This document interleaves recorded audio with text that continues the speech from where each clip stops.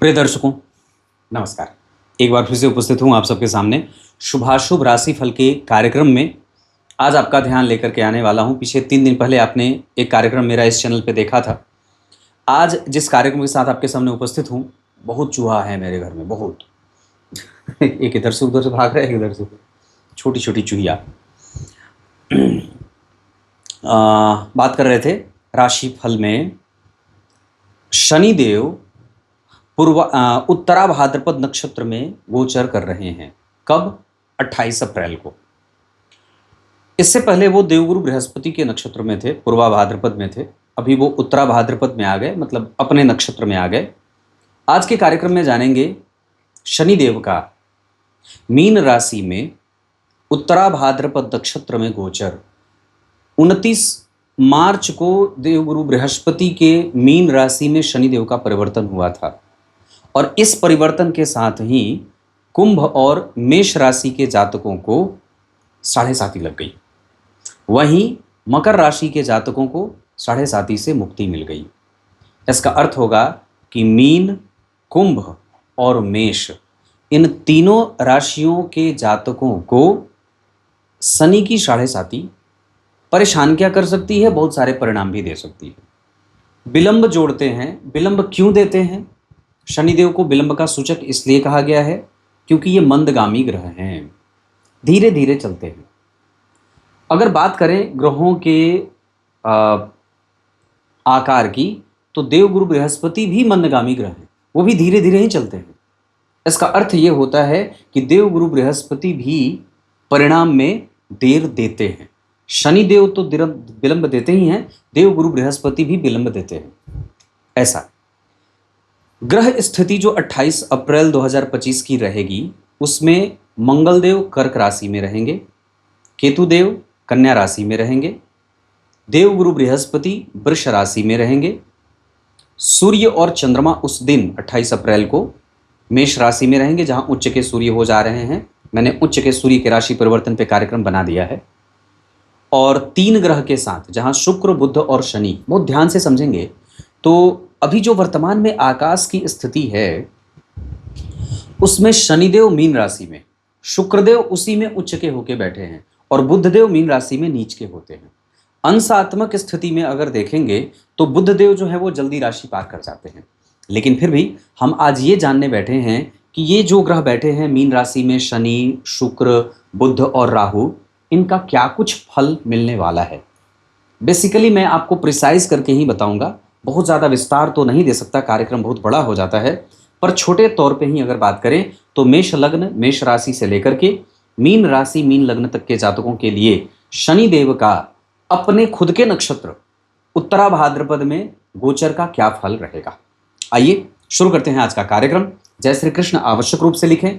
जितने भी उपाय मैं बताऊंगा इसे जरूर अपने जीवन में शामिल करने की कोशिश करिएगा।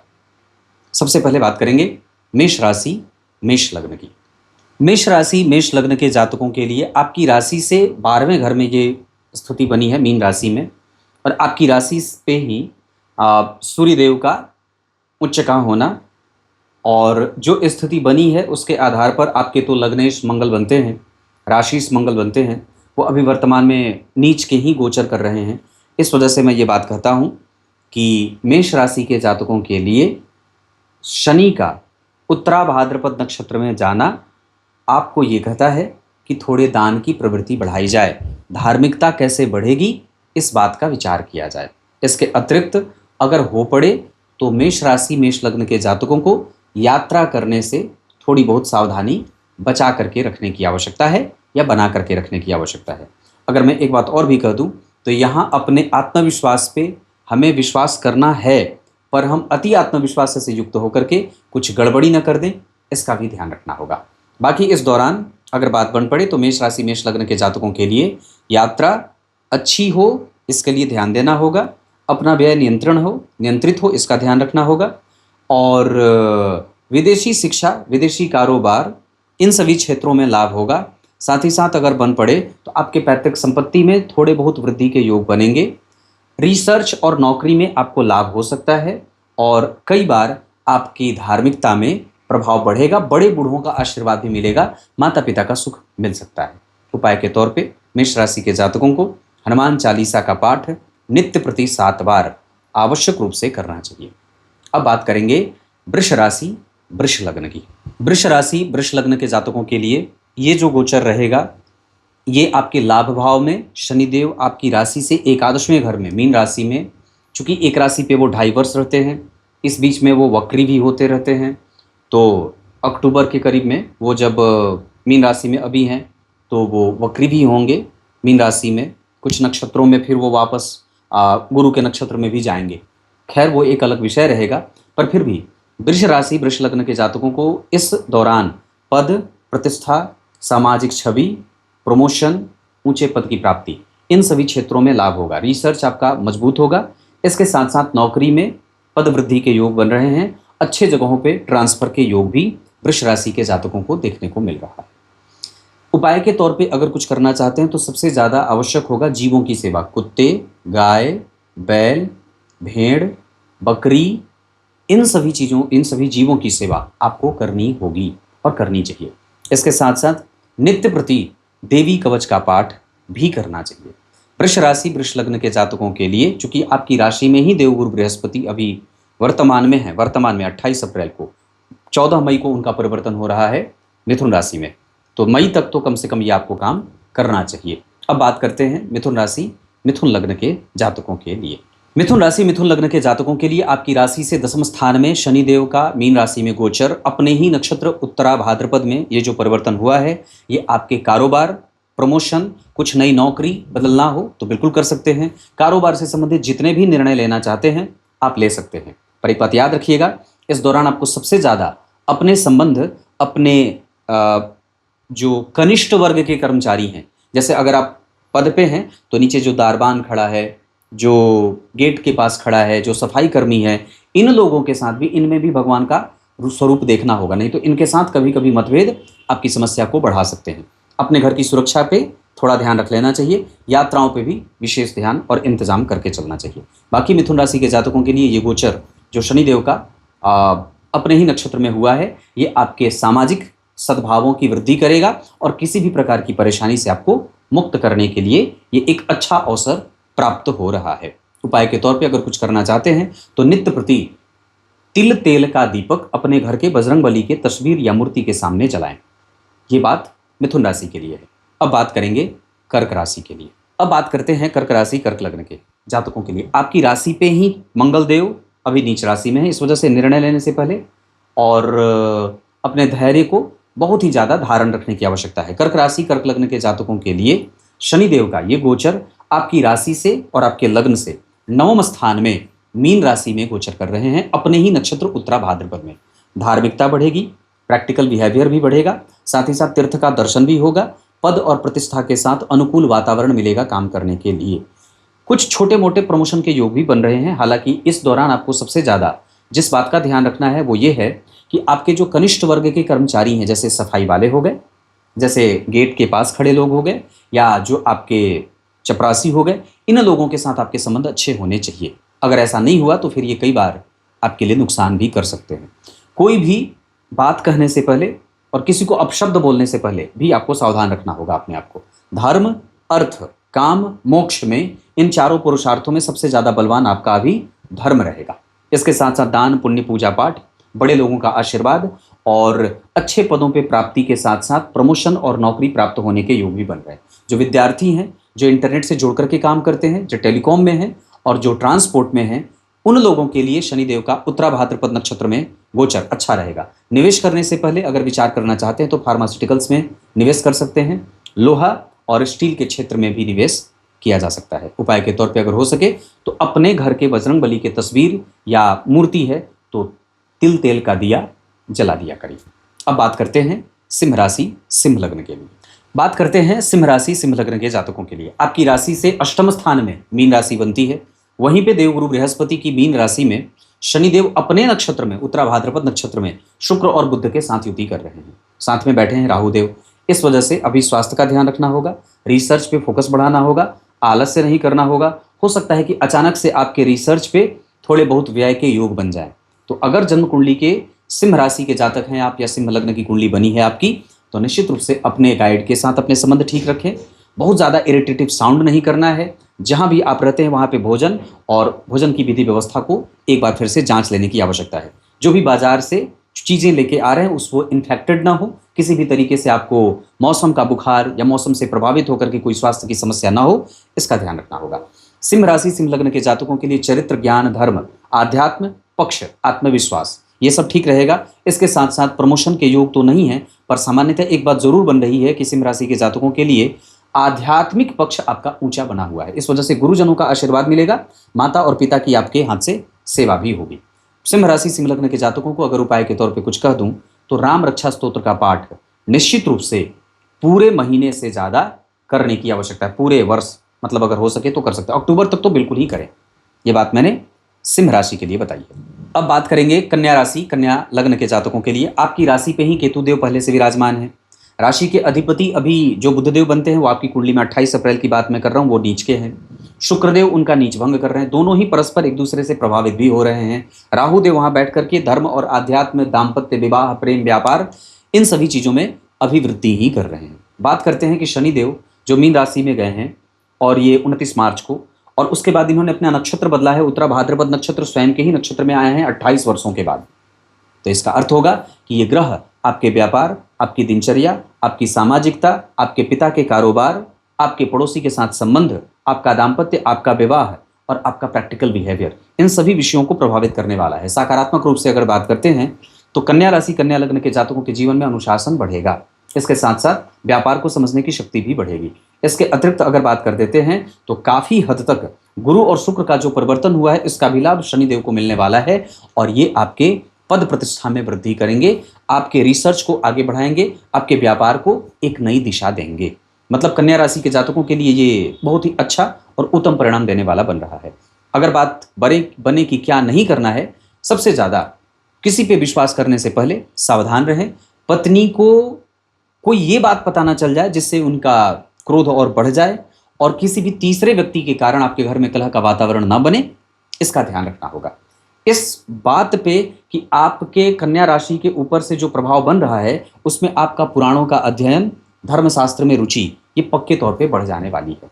ये बात मैंने 2-3 बार कर दी है, पर ये बात कन्या राशि वालों को विशेष ध्यान रखने की आवश्यकता होगी। उपाय के तौर पे अगर बात बन पड़े तो गणपति अथर्वशीर्ष का पाठ प्रत्येक दिन कम से कम अक्टूबर महीने तक निश्चित रूप से करना चाहिए। अब बात होगी तुला राशि तुला लग्न के जातकों के लिए। आपकी राशि के अधिपति शुक्रदेव अभी उच्च के हैं, लग्न के अधिपति उच्च के हैं। इस वजह से तुला राशि तुला लग्न के जातकों के लिए ये समय काफ़ी अच्छा मान रहा हूँ और ये परिणाम भी देने वाली हैं। प्रमोशन बढ़ सकता है, अच्छे पद पे विभूषित हो सकते हैं, आपका रिसर्च अच्छा होगा, अच्छा अनुभव प्राप्त होगा, नए लोगों से मैत्री हो सकती है, विवाह की खबरें सुनाई दे सकती हैं, संतान की प्राप्ति हो सकती है और रिसर्च अच्छा बन रहा है। तुला राशि तुला लग्न के जातकों के लिए शनिदेव का उत्तरा भाद्रपद नक्षत्र में जो गोचर हुआ है अपने नक्षत्र में, इसके आधार पर आपकी धार्मिकता बढ़ेगी, शरीर पुष्ट होगा, शत्रुओं से समाधान हो जाएगा, मतलब उनसे सुलह हो जाएगी। और इसके अतिरिक्त अगर बात करते हैं तो जो काम बहुत दिनों से पेंडिंग पड़ा था वो अब सुलह हो जाएगा और वो आपके पक्ष में निर्णय देते हुए दिखाई दे रहे हैं। तुला राशि तुला लग्न के जातकों के लिए व्यापारिक योग बहुत अच्छा बना है। किसी को पैसे देने से पहले थोड़ा विचार कर लेना चाहिए। वैसे तुला राशि तुला लग्न के जातकों के लिए अगर भी बात कह दूं तो अपने पेट का और कान का विशेष ध्यान रखना होगा। पसलियों में दर्द न हो, पैरों की सुपलियों में दर्द न हो, घुटनों में दर्द न हो, उनमें सूजन न हो, इसका भी ध्यान रखना होगा। ये बात मैंने तुला के लिए कही है। उपाय के तौर पे अगर हो सके तो प्रत्येक शनिवार को तुला राशि तुला लग्न के जातकों को किसी पीपल के वृक्ष की परिक्रमा और दीपों की माला बनानी चाहिए। ये बात मैंने तुला राशि तुला लग्न के लिए कही है। बात करेंगे वृश्चिक राशि वृश्चिक लग्न के जातकों के लिए। आपकी राशि के स्वामी मंगलदेव अभी नीच के हैं अभी वर्तमान में, इस वजह से थोड़ी सावधानी, स्वास्थ्य का ध्यान, धैर्य बना करके रखना है। निर्णय आपके पक्ष में आएगा, ये विश्वास रखना है। बाकी वृश्चिक राशि वृश्चिक लग्न के जातकों के लिए मीन राशि में शनिदेव का गोचर हुआ है और ये उत्तरा भाद्रपद नक्षत्र की तरफ बढ़ रहे हैं या बदल चुके हैं। इस वजह से यश, मान, पद, प्रतिष्ठा और सामाजिक छवि, संतान, दाम्पत्य, विवाह और प्रेम संबंध, इन सभी विषयों पे आपको ध्यान रखने की आवश्यकता होगी। लेकिन ये ग्रह प्रसन्न होकर के आपके पिता की संपत्ति, आपका प्रैक्टिकल बिहेवियर और आपका निर्णय देर से ही सही पर आपके पक्ष में देता हुआ नजर आ रहा है। क्या नहीं करना है? स्वास्थ्य का ध्यान रखना है, जितना ज़्यादा हो सके अपने फेफड़े और पेट की सुरक्षा करनी है। इसके अतिरिक्त धूम्रपान वगैरह से बचना है, मद्य मांस आदि का सेवन नहीं करना है। वृश्चिक राशि वृश्चिक लग्न के जातकों के लिए ये जो गोचर है शनिदेव का, ये काफ़ी हद तक आपके यश और प्रतिष्ठा की वृद्धि करने वाला ही बन रहा है। कुछ उपाय के तौर पे अगर करना चाहते हैं तो महीने के किसी एक मंगलवार को सुंदरकांड का पाठ निश्चित रूप से करना चाहिए। अब बात करते हैं धनु राशि धनु लग्न की। बात करते हैं धनु राशि धनु लग्न के जातकों के लिए। आपकी राशि के स्वामी अभी शत्रु के साथ परिवर्तन कर रहे हैं, इस वजह से वो आपको परिणाम देंगे तो सही, पर थोड़ा विलंब भी हो रहा है, तो चिंतित मत होइएगा, क्योंकि वो स्थिर राशि में बैठे हैं। वृष राशि जो होती है वो स्थिर राशि होती है, तो आपके लग्नेश और राशिश धनु राशि धनु लग्न के जातकों के लिए अभी वो स्थिर राशि में है। थोड़े दिन में जैसे ही वो परिवर्तन करेंगे, मिथुन राशि में उनका गोचर होगा 14 मई को, तो फिर आपका विवाह, दाम्पत्य, विवाह, धर्म, व्यापार सब पटरी पे आने लगेगा। खैर, हमारी बात शनिदेव पे हो रही है, तो धनु राशि धनु लग्न के जातकों के लिए हमें अपने घर में कलह का वातावरण नहीं बनने देना है। किसी बाहरी व्यक्ति के प्रभावों से आप अपने आप को प्रभावित करके अपने घर का माहौल खराब ना करें। अगर आप जमीन से संबंधित कारोबार करते हैं, बिल्डिंग कंस्ट्रक्शन का काम करते हैं और हैवी मोटर व्हीकल्स का काम करते हैं, तो भी बहुत अच्छा है। धनु राशि धनु लग्न के जातकों के लिए शनिदेव का मीन राशि में परिवर्तन और अपने ही नक्षत्र में परिवर्तन आपके यश, प्रतिष्ठा, धन धान्य, सुख सौख्य, संसाधन की वृद्धि करने वाला होगा। मन थोड़ा कभी कभी किचबिच करता रहेगा, मतलब थोड़ा इरिटेटिव साउंड करेंगे और थोड़ा कभी कभी निगेटिव भाव भी मन में और विचारों में उत्पन्न होंगे। ऐसे हमें डरने की कोई आवश्यकता नहीं है। प्रत्येक दिन हनुमत कवच का पाठ निश्चित रूप से धनु राशि धनु लग्न के जातकों को करना चाहिए। मोतीचूर के लड्डू और अनार का फल भगवान को प्रत्येक शनिवार को अर्पित करना चाहिए। इस दौरान आपके घर में सबसे ज्यादा कला का वातावरण देखने को मिल रहा है। ये ना हो किसी बाहरी व्यक्ति के प्रभाव में मत आइएगा। अब आइए बात करते हैं मकर राशि मकर लग्न की। मकर राशि मकर लग्न के जातकों के लिए आपकी राशि से तीसरे स्थान में शनिदेव आपके लग्नेश होकर के या राशिश होकर के आपकी कुंडली के मीन राशि में गोचर कर रहे हैं, जहां से कई बार वो आपके धर्म और आध्यात्म में रोक लगा रहे हैं। कई बार वो आपको दान पुण्य, पूजा पाठ, मंत्र जप, कम्युनिकेशन, इन सभी चीज़ों पे उनको कमजोरीपन भी देखा जाएगा, लेकिन इसका दूरगामी परिणाम प्राप्त होगा, क्योंकि आपके लग्नेश हैं और अपने ही नक्षत्र में बैठे हैं या गोचर कर रहे हैं। इस वजह से आपको ये अतिरिक्त सफलता देंगे और जाते जाते जैसे ही इनका वक्त जैसे जैसे बीत रहा है, वैसे वैसे आपके प्रमोशन के, विवाह के, दाम्पत्य के, व्यापार के, नौकरी के और ऊंचे पद की प्रतिष्ठा के योग भी बनाते नजर आ रहे हैं। इस वजह से इन पे विश्वास रखिए और ये 100% आपको परिणाम आपके पक्ष में देने वाले हैं। शनिदेव आप पे प्रसन्न हैं और खूब बढ़िया ये दशा मकर राशि मकर लग्न के जातकों के लिए जाने वाली है। प्रसन्न करना चाहते हैं तो तिल तेल की मालिश अगर हो सके तो कर सकते हैं। चमेली का तेल भगवान को अर्पित कर सकते हैं, या अगर हो सके तो पीपल के पत्ते की माला मकर राशि मकर लग्न के जातकों को बजरंग बली को अर्पित करना चाहिए। अब बात होगी कुंभ राशि कुंभ लग्न की। कुंभ राशि कुंभ लग्न के जातकों के लिए आपकी राशि से द्वितीयस्थ आपके लग्नेश धन का संबंध बना रहे हैं। वहीं उच्च के शुक्रदेव विराजमान हैं, बुध देव भी वहीं बैठे हुए हैं, राहु भी वहीं हैं। इस वजह से पैतृक संपत्ति, वाणी का प्रभाव, अचानक से धन की प्राप्ति, छप्पर फाड़ जिसे धन कहते हैं, वो शनिदेव कभी कभी इस कुंभ राशि वालों को देने वाली स्थिति में जा रहे हैं। बस अपनी वाणी को कठोर नहीं करना है, अपने पद और प्रतिष्ठा का गलत इस्तेमाल नहीं करना है। समाज में जो आपके बारे में कोई छवि बन रही है उसको सामने जाकर के क्लियर करने की आवश्यकता है।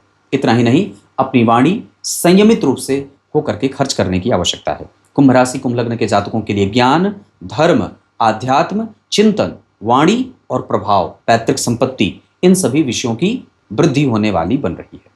बाकी उपाय के तौर पे अगर कुछ करना चाहते हैं तो प्रत्येक दिन हनुमान चालीसा का 7 बार पाठ पूरे अक्टूबर माह तक करने की आवश्यकता है। अब बात करेंगे मीन राशि मीन लग्न की।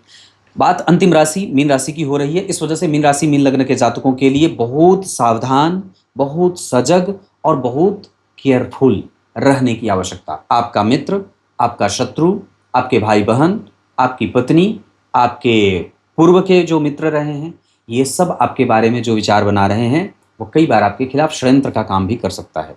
इस वजह से बहुत सावधान। वैसे एक बात जो पक्की है, ये आपके अंदर प्रैक्टिकल बिहेवियर भी देंगे, तो आपके अंदर भी मजबूती कहीं ना कहीं आएगी। लड़ने की क्षमता, नौकरी को प्राप्त करने की क्षमता, समाज के दृष्टिकोण को समझने की क्षमता, इसके साथ साथ आपके कम्युनिकेशन में एक बड़ा अच्छा बेहतरीन बदलाव, समाज को देखने की स्थिति, अपने आप को ब्रॉड माइंडेड सेट के साथ बाजार में उतारना, ये सब मीन राशि के शनिदेव उत्तरा भाद्रपद नक्षत्र में बैठ करके आपके प्रैक्टिकल बिहेवियर के प्रभावों को बढ़ाते हुए नजर आ रहे हैं। उपाय के तौर पे सुंदरकांड का पाठ प्रत्येक मंगलवार को निश्चित रूप से करना चाहिए। प्रिय दर्शकों, ये जो कार्यक्रम था मेष राशि मेष लग्न से लेकर के मीन राशि मीन लग्न तक के जातकों के लिए शनिदेव का मीन राशि में उत्तरा भाद्रपद नक्षत्र अपने ही नक्षत्र के गोचर के ऊपर आधारित था। कुछ इसी तरीके से आज के इस कार्यक्रम का समापन करते हैं। तब तक के लिए बहुत बहुत नमस्कार।